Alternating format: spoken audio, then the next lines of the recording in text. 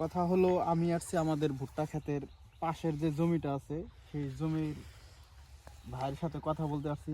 ভাই আপনি কি ওষুধ দিতেছেন এগুলা? এই গাছ পচার। ঘাস পচা? তো এই যে ভুট্টা ক্ষেত যে এইরকম হয়েছে এটা হওয়ার কারণটা কি? এটা নুনার বাপ। নুনার ভাব। ওষুধ টষুধ দেন না এটা? হ্যাঁ, এটাই ওষুধ দিয়েছি। ও, আপনার তাহলে এই নোনা ধরলে মানে কতদিন পর পর ওষুধ দেওয়া লাগে? 1 সপ্তাহ। 1 সপ্তাহ পর পর। এই যে ঘাস যে হয়েছে জায়গায় জায়গায় অনেক বড় বড় যে ঘাস দেখা যাইতেছে এগুলা এগুলো মারা যাবো। এগুলা মারা যাবে সব? সব মারা যাবো। নাকি আবার টাইনা টাইনা তুলে দেওয়া লাগবে? টাইনা টাইনা তুলে দাও না, ওটা পুরো এমনি পড়ে যাবো। ওটা ক্ষতি করা হবে না। তাহলে আজকে সারা দিনে আপনি কয় বিঘা সার দিচ্ছেন? ধরো মোটামুটি 5 বিঘা দিয়ে হারো। 5 বিঘা দিতে পারবেন?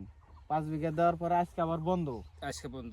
ও, আচ্ছা ঠিক আছে। তাহলে এইভাবে মানে ক্ষেত নোনা ধরলে তাহলে আপনাকে নোনা মারা ওষুধ দেওয়া লাগবে। হ্যাঁ। নোনা মারা ওষুধ এগুলা কি কি নাম মনে আছে আপনার? এটা ওই যে বহু রকমের ওষুধ। ভিটামিনের অভাব নাই, না ভিটামিনের তো আর অভাব নাই। ক্যালসিয়ামের অভাব নাই, যে যেটা দিয়া খুশি।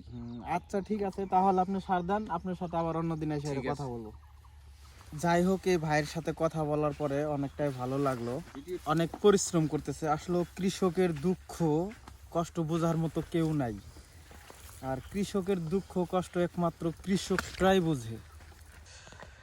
এই যে দেখেন ভুট্টা গাছের অবস্থা, অনেকগুলো ছোট ছোট চারা হয়ে আছে। এগুলার মূলত আসলে মাটি ভালো না। এই মাটি ভালো না হওয়ার কারণে ভুট্টা গাছের এইরকম অবস্থা হয়েছে।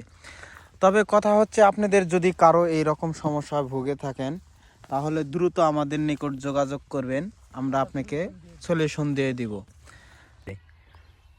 তবে আমি ভিডিওটা আর বেশি বড় না করে এখানেই ভিডিওটা শেষ করতেছি।